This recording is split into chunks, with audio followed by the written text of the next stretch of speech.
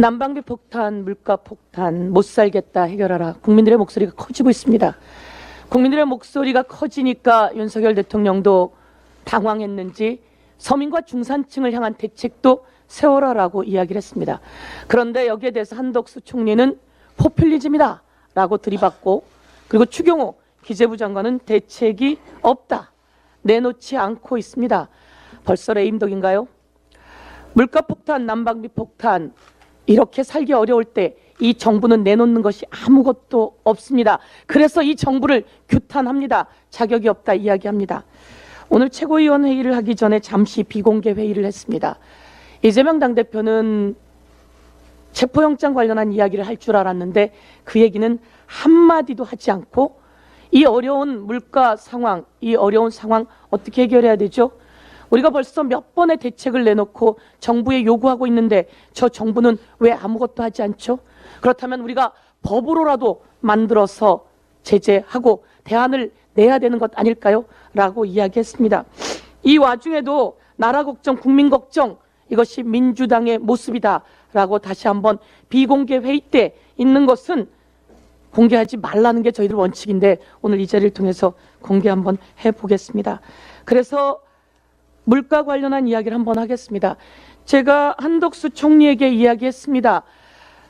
취약계층에게 돈 100만 원 빌려주고 이자를 약 16% 받습니까? 라고 물었습니다. 그랬더니 16% 이자더라도 필요한 사람이 있습니다. 라고 이야기를 했습니다. 그래서 여기에 대해서 문제 제기를 했더니 9.9%로 내린 것처럼 이야기를 했습니다. 알고 보니 잘 갚고 그리고 또 교육도 받으면 9.9% 내리고 그 힘들고 어려운 서민의 긴급 생계비인데요. 거기에 교육을 받으면 5천 원 깎아준다고 한답니다. 이런 치졸한 대책이 있습니까? 교육 열심히 긴급 생계 지원해서 16% 이자에다가 열심히 잘 갚으면 좀 깎아주고 교육 받으면 5천 원 깎아줄게. 이렇게 치졸한 정부가 있습니까? 경기도에서 이런 긴급 생계비 지원 대출이 있습니다. 이자가 약 1%입니다. 이런 정도는 해야 긴급하고 어려울 때 살아날 수 있지 않겠습니까? 이런 이야기 있습니다. 윤석열 대통령이 영업사원 1호라고 한답니다. 그런데 이런 비아냥이 아니라 국민들의 비판이 나옵니다. 고리대금업 영업사원 1호 아닙니까? 이렇게 이야기한다고 합니다. 제발 대통령 정신 차리십시오. 한 말씀만 더 드리겠습니다. 이원석 검찰총장이 체포영장 관련해서 토착 비리다 이렇게 이야기를 했습니다.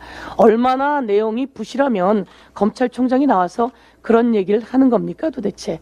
그래서 제가 오늘은 그리고 이원석 검찰총장이나 한동훈 법무부 장관은 지방자치단체장의 영역, 활동 영역, 정책 영역을 잘 모르는 모양입니다.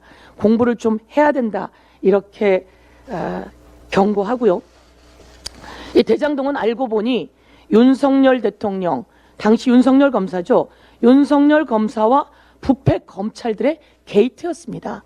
부패 검찰 게이트라고 제가 오늘 이름 짓겠습니다. 윤석열 검사와 부패 검찰 게이트였습니다. 부산저축은행에서 불법 대출이 있었습니다. 그때 불법 대출을 받은 브로커가 조우영입니다. 부산저축은행 대표와 친인척 관계에 있죠.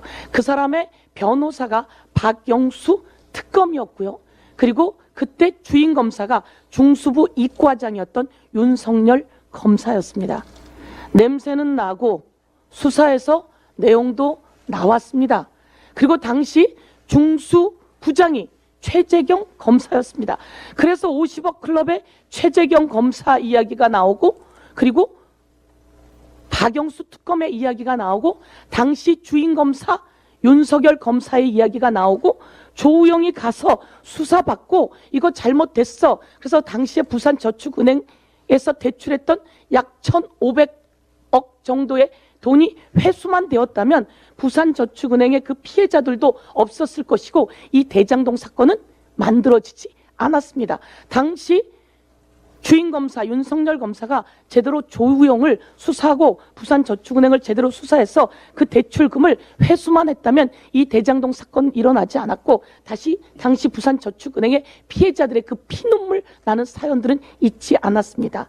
지금이라도 그것을 다시 재수사해서 낱낱이 밝혀내야 되는데요. 여기에 연루된 검사 이름만 다시 한번 불러보겠습니다. 조우영의 변호사 박영수, 그리고 이 담당 주인검사 윤석열, 그리고 중수부 부장 최재경, 그리고 당시 박근혜 정부의 실세였죠. 곽상도 50억.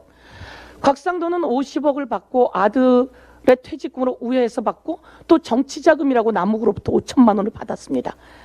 그리고 박영수는 딸이 얘네들로부터 대장동 일당으로부터 11억 원을 대출받습니다. 그리고 아파트를 분양받아서 8억 원의 시세 차익을 가져냈습니다. 그리고 이 분양 과정에서 이 조우영은 2021년에 밝혀진 내용인데 천화동인 6호의 소유주랍니다. 당시 부산저축은행 불법 대출에 브로커로 10억을 받았던 이 조우영이 2021년 천화동인 6호의 소유주랍니다.